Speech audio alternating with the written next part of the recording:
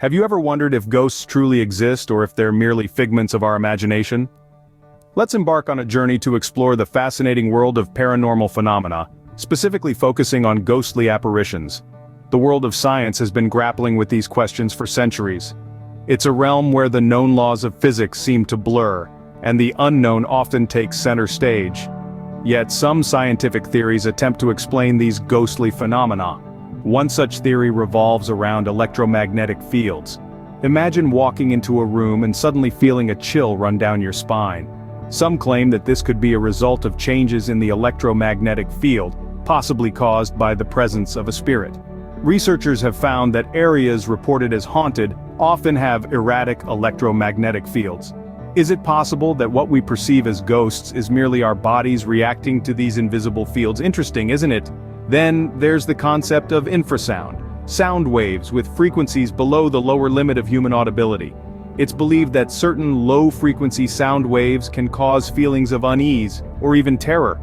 Could some ghostly encounters be attributed to the effects of infrasound on our bodies?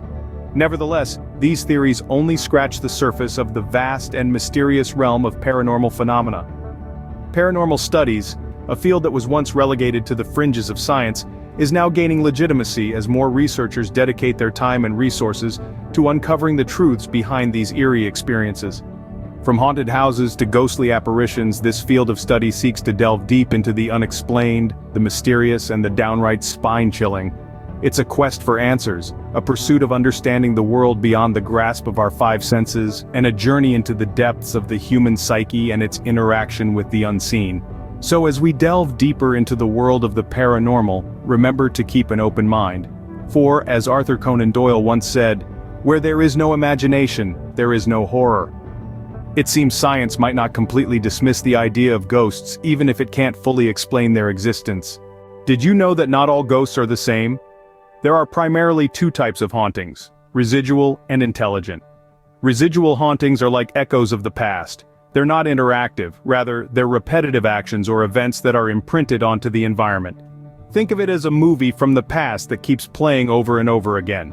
The apparition involved is unaware of its surroundings or the living beings present. On the other hand, intelligent hauntings involve spirits that are conscious and aware. These entities can interact with the living, respond to stimuli, and sometimes even communicate.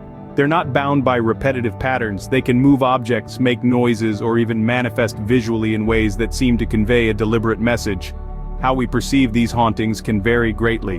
While some may find residual hauntings eerie due to their repetitive nature, others may find intelligent hauntings more unsettling due to their unpredictable behavior. So the next time you encounter an apparition, remember, it might just be replaying a moment from history. Ever wonder how paranormal investigators search for ghosts? It's not just about wandering dark hallways and calling out to the spirits. No, ghost hunting has taken a leap into the 21st century, and technology is leading the charge. Let's start with EMF meters. These devices measure the electromagnetic fields in a given area. The theory is that ghosts disrupt these fields, causing the meter to spike. So, if you're walking around a supposedly haunted location and your EMF meter starts going haywire, you might just have a spectral visitor. Next up, we have digital voice recorders. These are used to capture electronic voice phenomena, or EVPs. EVPs are sounds that are not audible to the human ear, but can be picked up by these devices. These sounds are often interpreted as spirit voices. So, if you've ever heard a ghost hunter say they caught an EVP, now you know what they're talking about. Infrared cameras are another crucial tool in the ghost hunter's arsenal. These cameras detect heat and can create images in complete darkness. The idea is that ghosts may show up on these cameras as cold spots. So if you're watching a ghost hunting show and you see a blob of blue in a sea of red, that could be a ghost. But it's not all about fancy gadgets. Sometimes a simple flashlight is all you need. Some investigators will ask yes or no questions and instruct the spirits to turn the flashlight on for yes and off for no. It's simple, but sometimes simplicity is key. And then there's the spirit box. This device scans radio frequencies at a rapid pace, creating white noise. The theory is that spirits can use this noise to communicate. So if you hear a clear word or phrase coming through the static, that could be a message from beyond. With the right tools, anyone can turn into a ghost hunter. Are you ready? What if the real ghost is in our minds? That's a question we often overlook when discussing all things paranormal. But the psychology behind ghost sightings and hauntings is as fascinating as it is complex. Let's dive into the abyss of our minds and unravel the skeins of fear, expectation, and suggestibility that can lead to experiences of the supernatural. We've all felt it, that prickling sensation at the back of our necks, the goosebumps that rise unbidden when we're alone in a dimly lit room. This is fear, the most primal of human emotions. It's hardwired into our brains to keep us safe from danger, both real and imagined. And what's more imagined than a ghost? Then comes expectation. When we're told a place is haunted, our minds are primed to anticipate ghostly encounters. We listen for unexplained noises, watch for shadows that move just out of sight. Our brains are exceptional at finding patterns, even when there are none to be found. This phenomenon, known as pareidolia, can make us see faces in random patterns or hear voices in the wind, perhaps even the whispers of a long-deceased spirit. Finally, there's suggestibility. Our perceptions are influenced by what we believe. If we're convinced that ghosts exist, we're more likely to interpret ambiguous events as paranormal. A gust of wind becomes a spectral sigh, a flickering light an ethereal presence. Our beliefs shape our reality, making us active participants in our own ghostly tales. But here's the kicker. These psychological elements don't necessarily debunk the existence of ghosts. They merely provide a lens through which to view our experiences.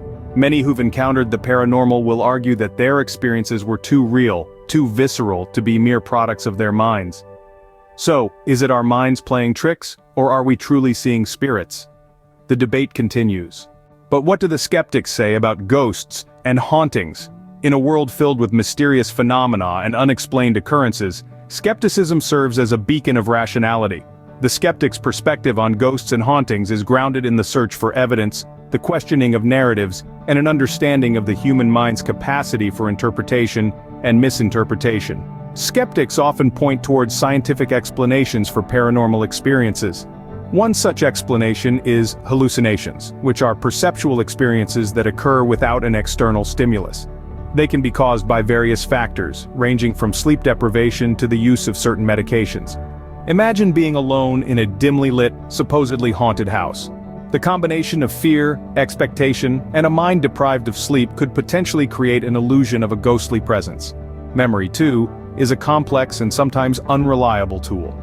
Our recollections are not always perfect recordings of events.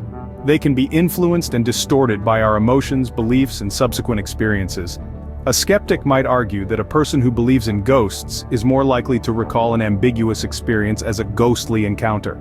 Natural phenomena also play a significant part in the skeptic's arsenal of explanations.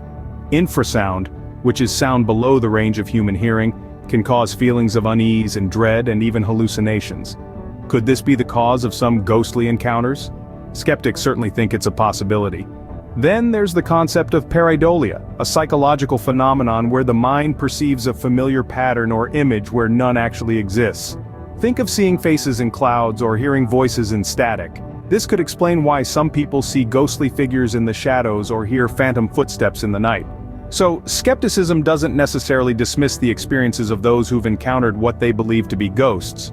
Instead, it seeks to understand these experiences within the realm of natural and psychological phenomena, always asking for evidence, always questioning.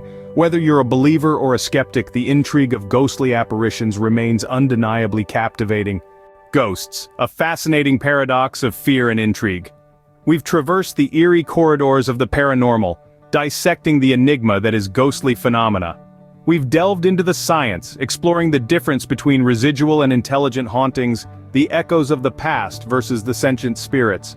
We've journeyed into the realm of technology where ghost hunters arm themselves with EMF detectors and infrared cameras, in a quest to capture these spectral entities. We've delved into the human psyche, exploring why some of us are more prone to ghostly sightings and experiences. We've also given a nod to the skeptics among us, those who question the veracity of these haunting tales, reminding us of the importance of critical thinking in a world filled with mystery and ambiguity. Whether you believe or not, one thing is certain: the mystery of the paranormal continues to haunt us,